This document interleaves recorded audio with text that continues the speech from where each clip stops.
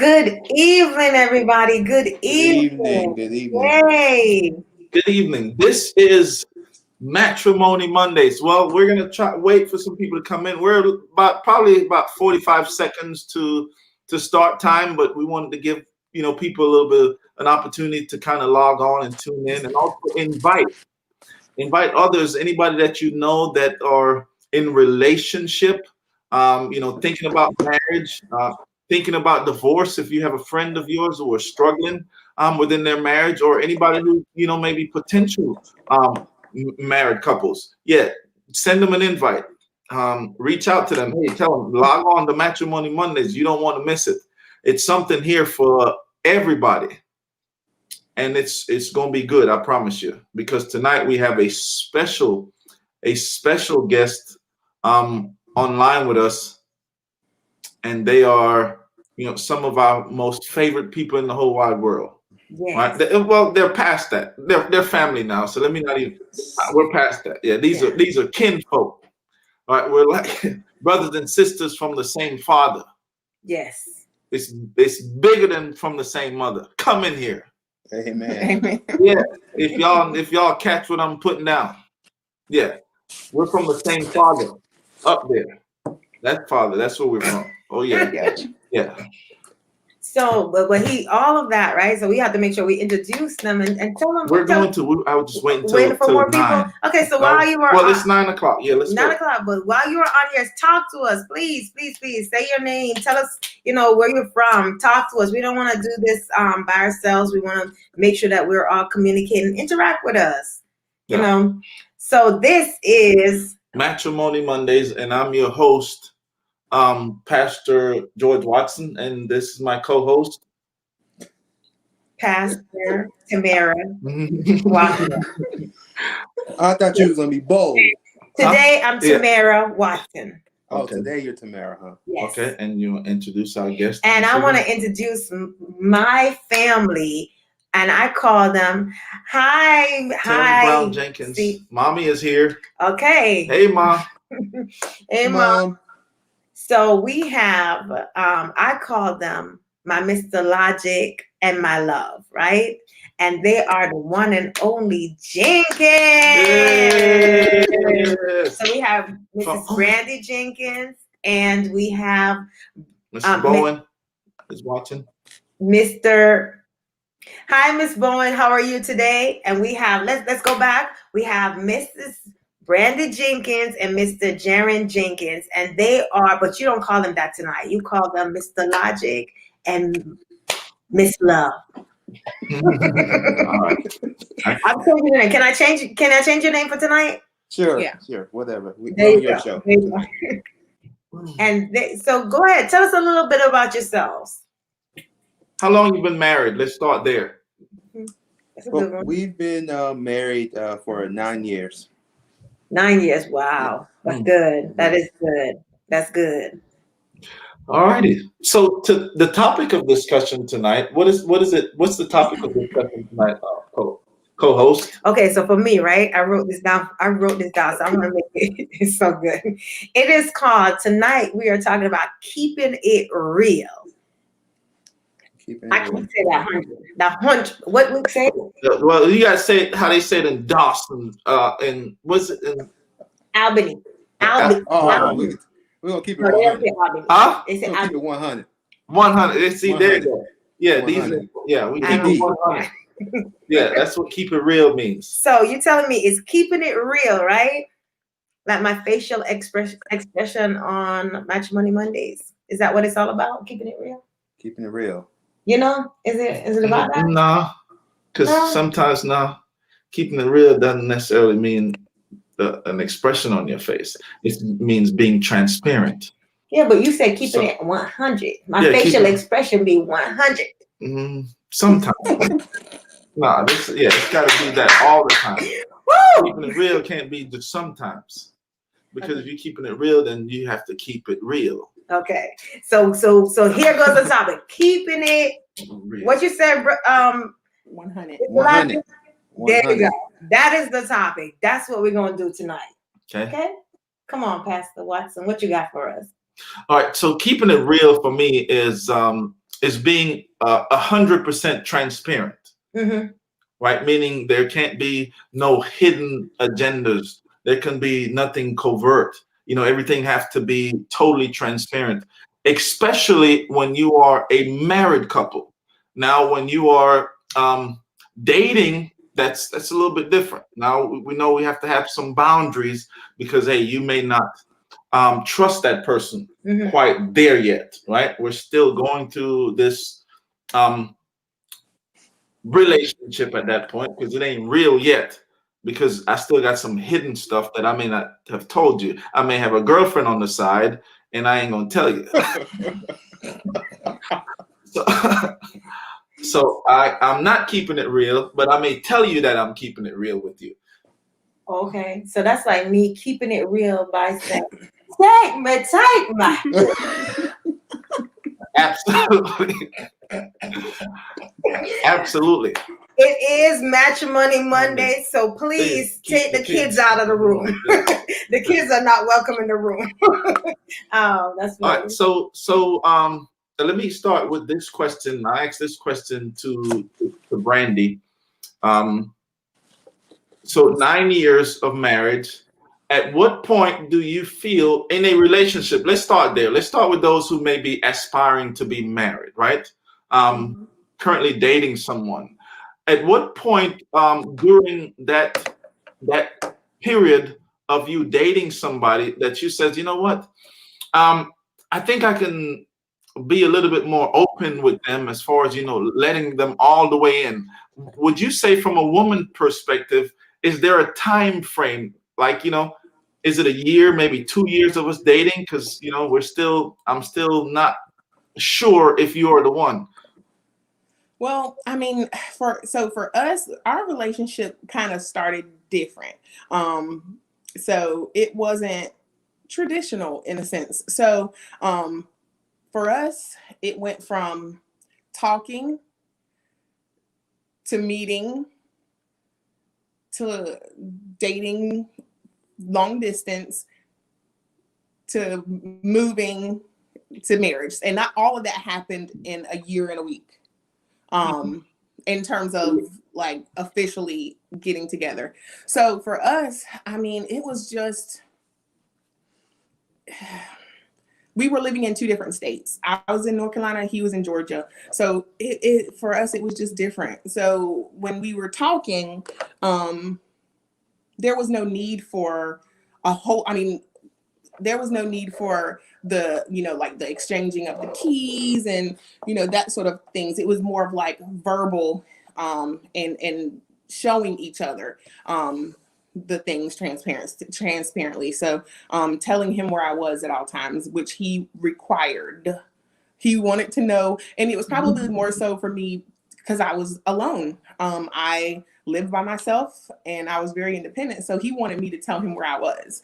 And I had to tell him where I was all the time. And I realized you can tell him you're not that quick. You're not that quick either, Brandy. Right.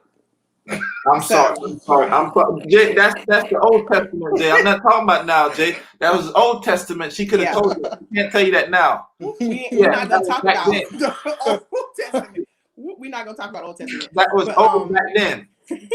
Yeah. But for him, I felt like I really needed to be transparent because he was going through some things where he had trust issues. So if I wanted to maintain him, I had to be transparent with him because he required a lot more than what some other people that I dated required. And because I wanted him, I made myself, I had to open myself up to being and giving him the information that he needed to feel secure in the relationship.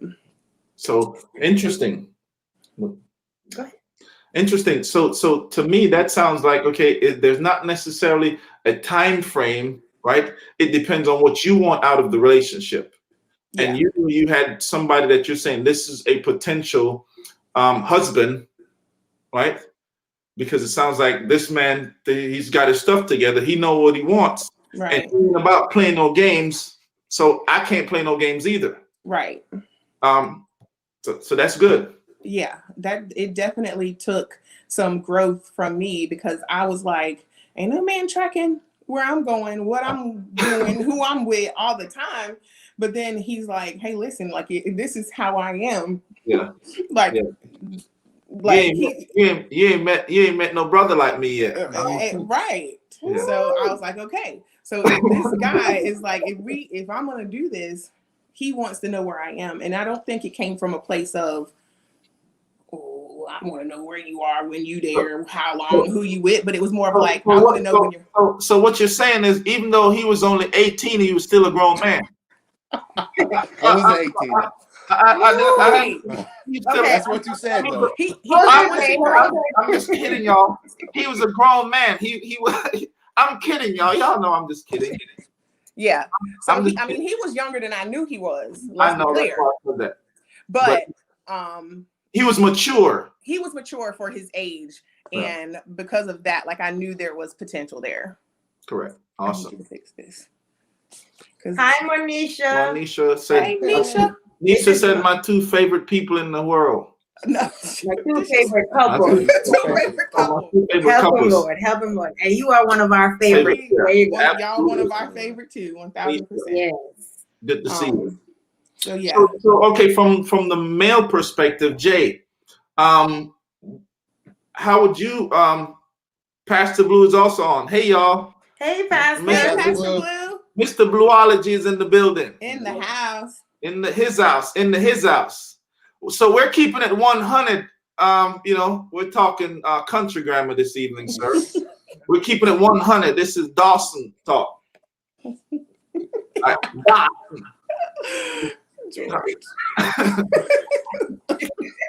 So from a male perspective, would you say that, you know what? I agree with her or I disagree. Maybe I still think, there's certain things about a man, I can't let you in on yet because, I'm just a man. And, there's certain G codes that, we just have these G codes that we can't let you in on yet because we ain't wife, So how do you address that same question from a male perspective? So I would say I used to think like that. That was my mindset. I think every relationship, friendship, courtship, whatever you want to call it, you have to go into it with what you expect from it. So when me and Brandy met, I was in a place of brokenness. So I didn't want a relationship at the time, but I knew that if my next relationship, there was going to be marriage. Like I wasn't going to waste any more time, any more of my life playing games, because I was tired. I have done that. So I think where a lot of men and women too, we go into relationships thinking that, this is just going to be my friend. This is just going to be, we just going to talk and whatever. Like, time is too short for that. Why waste time and energy investing in a person if you don't see a future with them? I'm not saying that you have to go and only look for the perfect person, because if you only looking for the perfect person, then you need to see Jesus. That's it. Yes. You have to see enough potential in a person to say that, you know what, that can be my wife. That's good, or sir. That can be my husband. Like if you don't see enough potential in that person in order to see that person can be the person that you spend the rest of your life with, don't even waste each other's time. There you go. Because eventually what's going to happen is you're going to leave this with 2 bitter people who are going to think that the opposite sex is corrupt, is untrustworthy, and they're not worth spending time with. So you have to go into a relationship, when you commit to being in a relationship, all in. Either you're going to be all in or don't go in at all. Pastor Blue says he remembered that time in your life, Jay. That time was a rough one, but it was needed. If I didn't go through what I went through, me and Brandon, like, we wouldn't be here today. That's good, sir. I was not prepared. I would not have been prepared for marriage if I didn't go through that.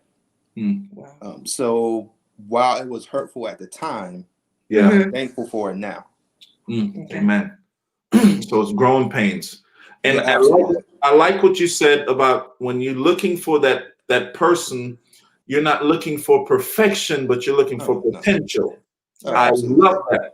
I absolutely love that. I'm gonna have to steal that one from you. Yeah. I know you're about innovation, so don't sue me. Oh, you can have that one. That one's I love it. I'm looking for potential and not perfection. That's good. Because that's what God says. He's not looking for perfect people. He's looking for perfect prospects. He's looking for potential. That's good. So I absolutely love that. So I know you had some stuff for us. Yes, sir. I'm following your lead. Okay, here she go again. Jenkinsology. I like that. Hashtag Jenkinsology. So that's the new one. You're gonna have to add that one to the trademark. That one, yeah. Let's go ahead and trademark that one. Trademark that one. So that's good. For us, and as we talk about being transparent, I know for me, all right, and I'll share this, and I think most guys would probably agree and can attest to this. When we are in a relationship, because most women, they're more committed than we are. Truth be told, most women go into a marriage, not I don't know the percentage of time, but I would say more times than the male with a end in mind. Like, I see him as being my husband. When we're not looking at y'all in that way. Right. Would you agree, Jay? Yeah, most not every single man. I'm not saying every single man or every single woman, but I'm just saying I think more so on the female side, right? They're looking at the relationship more long term than the men are. Yeah, absolutely. Would y'all agree to that statement? Yes. All right. Yes. I think it's because we know we don't want to waste time. I feel like we have wasted time. I wasted so much time before Jaren with people who I knew weren't for me. So at some point, like you have to realize, like, I'm tired of wasting time. Like, I'm getting older. Like, this isn't what I want for my life long term. So I think women, we go through so much younger that by the time we hit a certain age, we ain't here for all that craziness. Right. We want a future. Amen. So you don't want just she have a good smile. Like, who did no, because he doesn't have a nice smile.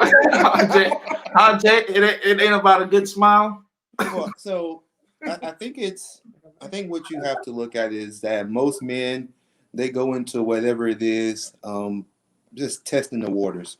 Like, if you go into a relationship with a woman who doesn't really know what she wants, he's not really going to put that on the table. Like if she doesn't know that she's marriage material, he's not gonna push that. Like, I'm not, if she just wants to do a thing, then I'm just gonna do a thing. Like, I'm just gonna, that thing. Yeah. So I think because in most cases you have a lot of broken women, unfortunately, the male race, they prey on the brokenness because they know that, well, she don't really know what she wants, so I'm just gonna come in and I'm just gonna do the thing. And then you end up in a situation where y'all together for 10, 12, 13, 14 years, and there's no future there because she doesn't know her worth, and he's broken or he has no guidance, so he doesn't know her worth. So y'all just creating generational curses, and you're just doing a thing.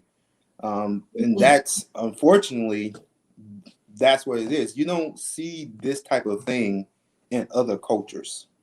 If you start to look at, the Indians and all of those other cultures, you don't see this because they're raised from birth to be a wife.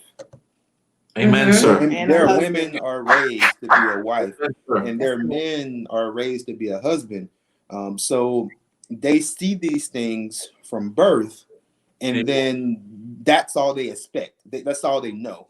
Right. They don't know that, you know, all the stuff that our race and that our people see you just doing the thing. Like they never seen that. That's foreign to them.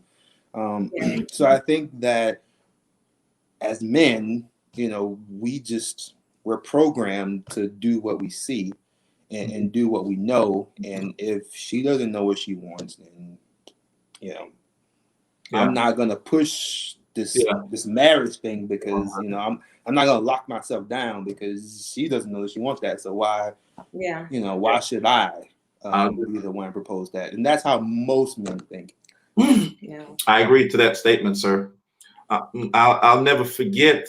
Like I said, when we talk about being transparent, I know for me, for years, and I can honestly say now, it was because of my I guess my infidelities, you know, and my attraction for other women, you know, kind of playing the field. You know, I was very opaque, you know, with the things that I did. Right, I wasn't that open book that I am today. Thank God. I finally had to come to my senses. But I kept stuff hidden, you know, because truth be told, I fooled around. You know, I had flings outside of, you know, my marriage, which, you know, I shouldn't have done, and I repent constantly. You know, just because of you know, our lustful desire, our fleshly desire. So I would keep you know, things such as my cell phone, you know, have different codes and lock certain things to where my wife is not able to just freely go into my phone. If she wanted to, I would say, no, this is my phone. You don't need to go on my phone. What are you going to my phone for? You know, I have private stuff and you don't need to know about. But truth be told, if she was to do that, I would have a problem. Be real. Exactly. You know, truth be told, 9 times out of 10, unless the guy don't care about you, you know, at that point, then you don't need to be with him. Right. But if he genuinely cares about you, he's going to care about you whether or not you're having an affair on him. You know, so I mean, we've got to be fair about it and understand that if it's not good for me, it ain't good for you. What's good for the goose is good for the gander. Right? And we have to be respectful to each other and understand that you're no less than me, and vice versa. Yeah. Okay. So with that being said, right, that what's good for the goose, good for the gander. We live in a society that teaches us that you hear them say, "Oh, a woman can't do what a man does and still call herself a lady." How do you, as a father, teach your daughters how to, when dealing with like a situation like this, when you're saying what's good for the goose is good for the gander? How do you teach your daughters how to deal through this or walk through this? Well, I think like Jay mentioned, you know, just having that difference of culture, even though we are in this world, you know, like the Bible says, we're in this culture, in this Western hemisphere, but we just cannot operate like we're in it, right? We have to teach them to know that, hey, this boyfriend and girlfriend stuff is temporal. Guys, just when you tell them, I'm your boyfriend, you know, they just think, oh yeah, it's just for a period of time. This ain't gonna last. As soon as me and you, or I get what I want, I'm on to the next. Right. You know, and I think not unfortunately, but I think it has to start with the female gender. I just think so. You can correct me, Jay, if you think I'm wrong. But I think like Jay says, once the female understand their worth, it changes the dynamics. Because we're after y'all. We y'all are what we want, and we're gonna do whatever it is that I got to watch this. We're gonna do whatever it takes to get it. You know, So once y'all understand, hey, I'm not giving you my goods because you don't want to marry me. Mm-hmm. So if we just continue to say, oh yeah, I'm just your girlfriend, and yeah, I'm just your significant other. I don't know what that means, but anybody? What's a significant other? It's just, I'm Somebody guessing it's just someone you spend your time with. They're just someone special in your life. I don't know. But in when you said that, it made me think of something. So our daughter, Ava, we joke about the fact that she talks about getting married and all these things. But when I think about it, I've never heard her say, I want a boyfriend or anything like that. Like she always, when she talks about it, when she talks about getting married and being a family a lot.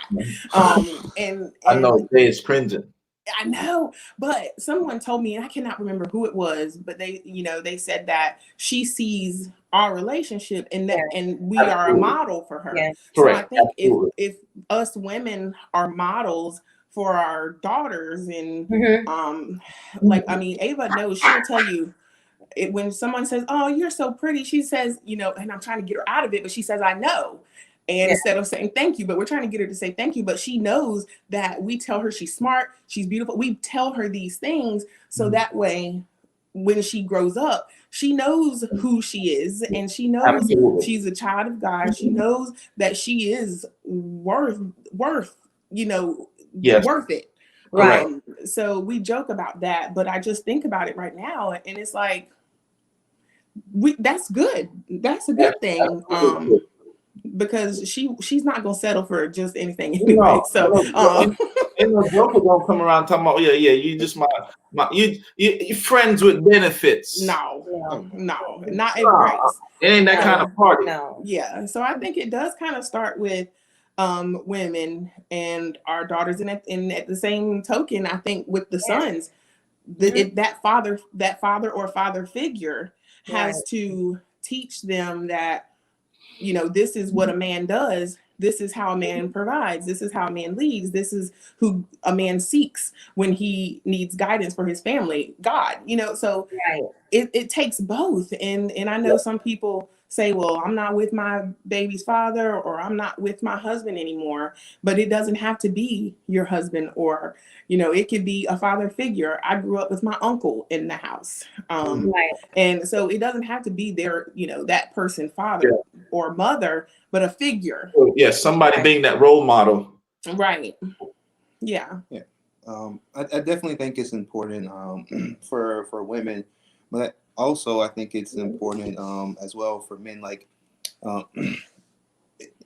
for me, I'm pretty calculated in the things that I do, especially when it comes to Ava. Ava has never seen me upset with Brandy. There have been times that Ava has been in a room and I've been upset, but that's not for her to see. What she knows and what she sees as far as mommy and daddy is concerned is that mommy loves daddy, daddy loves me, and that's all she sees. And it's because I want her to understand this is what love is. It's not the things that she will see and that she will read and that she will hear as she grows older, but since she was born, this is what she sees. She sees that this is love. This is, daddy doing these things for mommy, daddy, loving on mommy, daddy kissing on mommy. Like these are the things that she sees, and so that when she grows older and the world begins to tug on her, that my voice and my actions and the things that she's seen for so long, my hope is that is louder than the other voices that are in her ear. So that way, that at least she gets to that point that she's not easily swayed. That and my prayer is that if she has to think about it, that my voice and my actions will prevail. It's when our kids get to the point to where they've never seen it, they never experienced it, and this thing was shiny and new to them, and they don't know any different, they begin to go the opposite direction. And so I think as if we had more parents who were calculated in decisions that they make and the actions that they show in front of their kids, it would kind of help curve what we're seeing from generations, as they grow up. If kids hear my baby daddy ain't this, my baby daddy ain't that, then they're gonna grow up thinking that all men are what they heard. I can't stand my baby daddy. He ain't S. He don't take care of his kids. Like, these are the things that, unfortunately, in our society, that kids have to hear, and they have to endure, and then they grow older and they just continue to go down that path. So I think it's our job as parents and as father figures and mother figures to stop that and let them see positivity in the homes, because if they see it in the homes and it begins to be what they see and becomes what they expect, and then when they start dating, they're like, oh, my daddy didn't hit my mama, so I'm not going to take that from you. My daddy didn't talk to my mama like that, so I'm not going to take that from you. Oh, my daddy told me I was beautiful, so what? Just because you told me beautiful, I'm not going to. So you're going to have to be the example that she's already seen. I've seen this for 50 years from my mom and dad, so I can't accept nothing less than this. That's the bare minimum you're gonna get from me. So I think if we as parents can do that for our kids, yes, it's hard work, but just like anything else that we work hard for, it'll be worth it, 20 years from now, if we put in the work now. Yeah. I think co-pastor can attest to that too, because she's always used to say that this is how my daddy raised me. My dad raised me. Yeah. You want to chime in a little bit on that? We've got about 3 minutes. Why do you always put a limit on me? Am I always a talker? Do I talk too much? I'm just messing. But 9:30. We said it was going to end at 9:30, so I'm going to give you 3 minutes to kind of close. Go ahead, take your 3 minutes, co-pastor.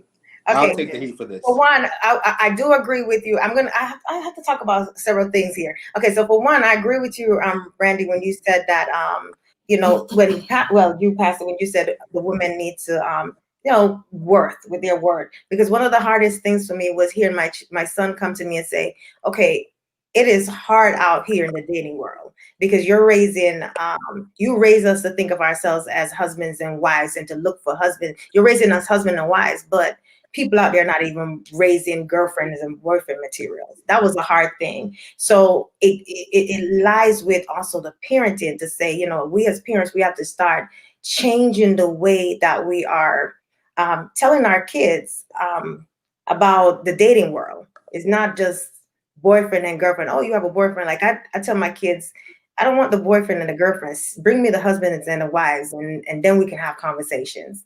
So we have to start changing that mindset.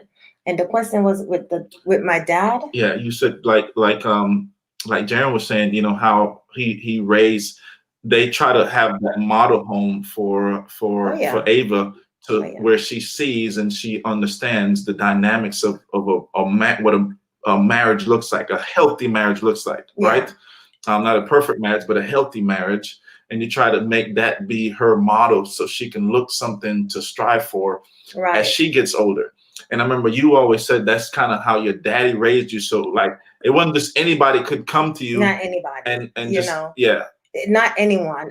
Because my dad, he made me, I was beautiful. I was the apple of his eyes. They call me his spoiled brat. Just the love and affection that he gave me was enough for me to know that, no, you have to work hard to be my husband. And he has, as much as we've been through the world and he's done, yes, he's sinned against the marriage a few times, and such as myself. But he worked at the marriage. He worked hard for it. And he knew that one thing he has never done is say, I don't want to be with you. He always fight to be with me because my father made me know that I am that woman and he ought to fight for me. So that's one of the things. So I agree with Jaron. Yeah, absolutely. Not saying, I think one of the things my father forgot to tell me was because his old testimony too would be that he himself was a he stepped Bastard. he stepped out of the marriage. He Okay, himself Rolling he Stone. stepped out of the marriage, and I witnessed that. So it also goes the positive and negative to that too, because my father was also a cheater. A Rolling Stone. A Rolling Stone. My father was a Rolling Stone, y'all. Yes, he was. Rest his soul. But they've been married now going over 33 years. But also looking at that, that too could be the reason why I stayed in the marriage and forgave my husband, who, back then. I thank God that I did, because look at us now. Look at the man that he is now. But during that time frame, could that be the reason why I stayed? Because I saw my mom, forgave my dad and kept going along with him. So we as parents, we're gonna have to really work hard and on what we are teaching our kids. I don't know if that makes sense, but it's a good and a bad. All right. So here's a question, and I think I'll give each of us an opportunity to chime in a little bit on this question. So as we talk about transparency, and I think we open up by saying, okay, is there a time frame, right, that you give the person that you're courting, right, or you're dating, to be fully open with you? Now, let's say you're dating this person and you're about a year into the relationship. I'll start with Brandy. You're a year into the relationship, and this person is not being fully transparent with you. How do you handle that relationship? What's your recommendation? What's your suggestion? What would you do? Because you can only speak for yourself. Yeah. What would be a healthy decision to make at that point after a year? And so preservation of self. So as a woman, you have to make sure that you are doing things that are healthy for your mental. And I mean, so think about it. If you're stressed out because you've been with this person for a year and they're still keeping things from you, that creates unwanted, unnecessary stress and anxiety. Been there. And so if that person can't open up and can't do for you what I did for him, which was to become transparent, give him what he needed to feel secure in the relationship, I can't sacrifice my mental stability worrying and stressing on whether or not this person is going to make whatever decision and make whatever changes he needs to make me feel secure in a relationship. So I have to do what's best for me. And that would probably be to say, hey, listen, call me when you are ready, because I don't have the capacity to chase. I don't have the capacity to worry, to stress. If we can't do this thing together, if we're not able to get uncomfortable so that we can be together, even if it takes you being transparent and it be something I don't necessarily like if we can't do it together, it's one-sided, and I can't do that. That's good. That's a woman that knows her value. Now, just being advocate on the other side now, Jaren, if you're dating a woman and let's say it's a year, I don't think any man would probably wait that long nowadays, but let's say it's a year and she haven't given up the goods, right? How would you or what would be your recommendation for someone who's single that's saying, you know what, man, this girl, she don't want to get with the program, right? I can't wait. Yeah, Mr. Logic, tread lightly. He don't have to. He don't have to. We're trying to help people who's not married yet. So this is someone who's not married yet, right? Yeah. And we're trying to help them get to the 9 and 10 and 15 years that we have endured, right? Let the Lord use you. Oh, yeah. This is what keeping it real, right? Yeah. So I think it's about when you enter into a relationship, you lay down your boundaries. You lay down the things that you value. and you make that known up front. Yeah, we're not doing this. We're not doing the things of a married couple when we're not married. We're not going to, that's not how we're going to roll. And as man, get Julio off of here. Get Julio. Get him off.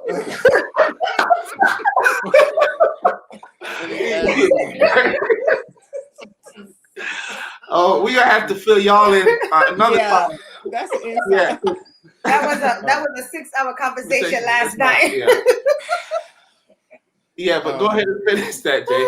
Yeah, so if we lay it all out up front, and if I commit to basically those terms, I enter into this relationship with accepting those terms, then you have to understand that there's more to a woman, to a wife, than just that. That is important. But there are other things like, maybe for the first 2-3 years, y'all can have sex every day, 24 hours a day. Once you're married, right? Yeah. Okay. Once that's what I'm saying, when you're married. So for the first 3 years, you can have sex, all the time. But there's gonna come a time that y'all got to have a conversation. Amen, sir. Y'all got to make some decisions. What's life gonna be about? And then if your marriage, the foundation of your marriage, is solely on sex, and there's no friendship, there's no conversation, you guys don't share values, like, your marriage is gonna fail. Yes, sex can drag some things along, but at the end of the day, if you're not attracted in other ways beyond sexually to your wife, or the person that you're looking to be your wife, then it's not going to last. That's good, sir. At some point, if there's nothing else there, yes, the sex is not going to do it. You're going to see another woman who has a smile, and you're going to be like, oh, I like her smile. My mama's on here now. No, I'm talking about physical smile, like not who look at no. You know what I'm saying? So you're gonna run into another woman that you start having a conversation with, and you're like, man, I don't have this conversation like this with my wife. Yeah, because you built your marriage on sex. So it's important. And if you're going into a relationship with the end goal being marriage, then you have to be able to respect her values. And if her value is that we're not having sex till we're married, or we're not having sex till X period of time, then you have to respect that. Because if you can't respect that value, then more than likely you don't respect her. And then at some point when other serious decisions have to be made, your viewpoints are going to be totally different. If you can't come to some type of compromise or some type of agreement on something, then you're going to be doomed from the start. That's good, sir. That's just mine. And I was going to say a transparent moment for me. So I made homeboy wait. And the reason why, and I can't say that I've done that with every boyfriend that I've had, but I knew there was more here. Like, I knew that if he could, so everything else was aligned. He loved the Lord. He respected me. He did everything that I feel like a man who wanted to really be with me would do. If he could wait, he's the one. And he did. And so that's why I was waiting to hear what he had to say, because he speaking from experience. And so it's just important. So I knew that if he was going to do that, then he was for sure the one, because everything else was already there. Awesome. Right. Awesome. All right. So final question for co-host.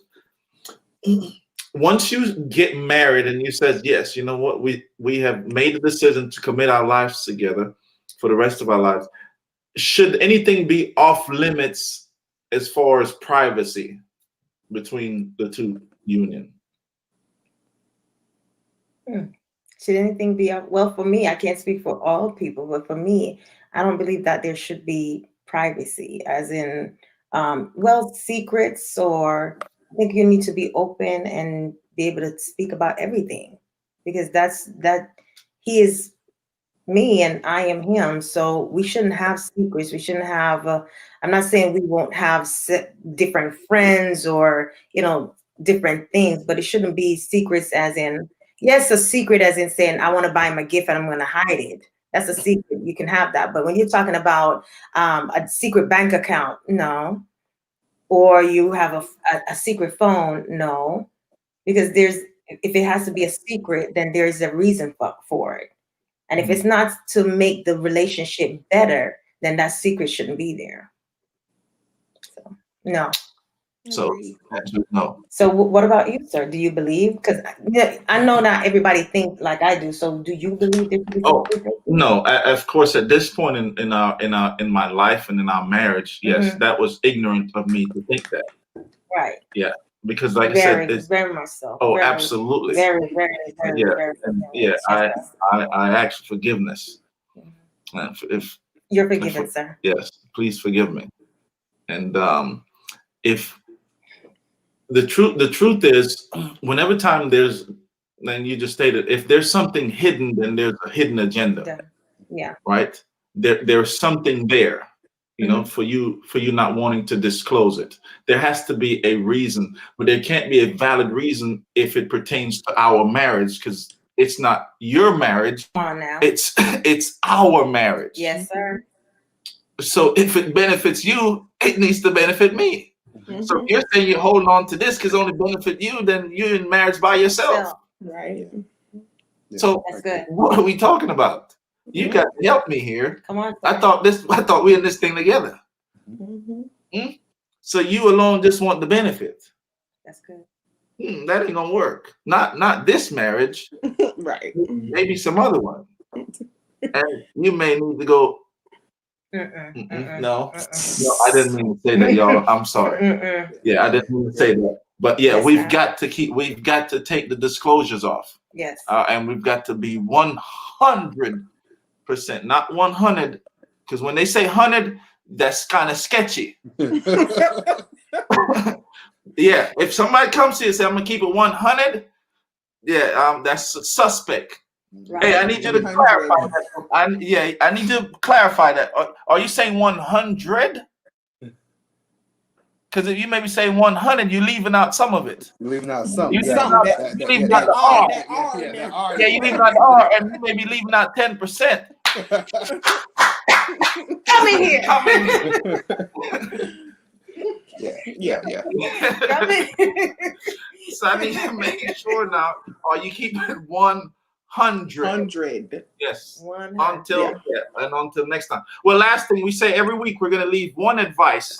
So I'm gonna ask the Jenkins now. Give us one advice for someone who's thinking about marriage. One advice that you would give them that this was a nugget for us that I know has kept us for 9 years. Just one, anything that you think you can share through your experience in life that say this was good and a valuable tool that you can utilize to help you get to 9 years of marriage. Give us that one. I'll start with you, so like you got to think. No, I know. So I think for me, I think it's important to understand the person that you're with, that you're marrying. I think as it pertains to just back to that transparency point that you were talking about, we're both transparent, but we're transparent in different ways.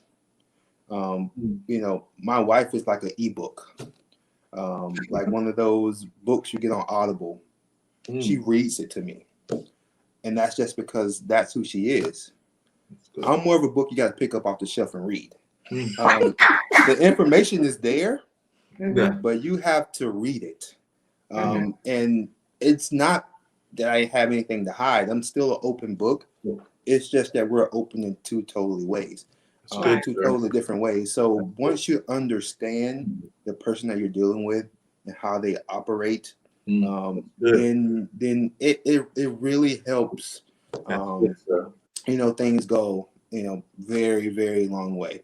My wife can say certain things to me, and I'll know like she's hot, like she's just don't thread, don't even go in there, don't what I'm saying, just don't. It's not worth it. Because I know her. Yes. And to other people, they might think she's fine. You ain't lying. No, difficult. I'm just gonna go over here. You know what I'm saying? But that's because I know her. And the same for me. Like she knows the things that just don't roll with me. We just and we have that respect and understanding for each other that those are the areas that we won't cross. And I think that's helped us go a very, very long way. And I hope it keeps us, playing. It's 100% for good. 100 or 100? 100. Okay. Thank you, sir. So, Brandy, one point. Yes. I will definitely say it's two in conjunction. So one, keeping God at the center. And I know people say it at weddings. They're like, keep God as the head of your life and, or the head of your marriage. But at the same time, also keeping other people out of your marriage. One thing Jaron and I will not do is I will never call my mom and say, Jaron did this or Jaron said this. And he's never going to call his mom and say, Brandy did this. I'm not going to involve other people into our relationship, because while we may be 98 hot then, 9 times out of 10, once we sit down and talk about it, we're good. But my mom may not be good. And she's going to be like, why are you still with him? Or, people are going to be like, why do you put up with this? Why do you do this? When they don't always have the full story. They just know I'm really upset and Jaron said something that upset me, or I said something to upset him. So our families, they are very much a part of our lives, part of our relationships, but we do not include people in our stuff. We handle our problems, we handle our stuff ourselves, and then when we move on from it, nobody is none the wiser. We have come to the conclusion that we've come to, and we've moved on. So I think keeping other people, friends, family, out of any issues or any concerns that we've had and dealing with them ourselves has been key to not having people in our ear. Awesome. Well, it is 9:50, y'all. I mean, sorry. But this is so good. Like, I don't be wanting to get off. Honestly, I mean, I think 30 minutes, I say 30 minutes, and y'all have to forgive me. I'm not lying to y'all. My intention is to do 30 minutes. But when the conversation goes the way it's going, I can't just like interrupt and be like, oh, end to be continued. I guess, can we put that on? Can we insert that? Like, they used to do facts of life. Be continued. Yeah. Yeah, we have to. Jay, you have to work on that. Yeah, I'll figure it out. Yeah, we certainly apologize, but I hope you guys got something out of it that we did too, because this was so relevant. And I'm just so grateful and honored to share this platform on this evening with two of the most beautiful and amazing couple in the whole wide world, and we love them to death. So we thank y'all very much. We love y'all too. Thank y'all for everyone for watching. Until next time, same place, 9 p.m. Monday Matrimony. We love y'all. God loves you, and so do we. Good night. Good night, everyone. Good night, everybody. Good night, y'all. Good night.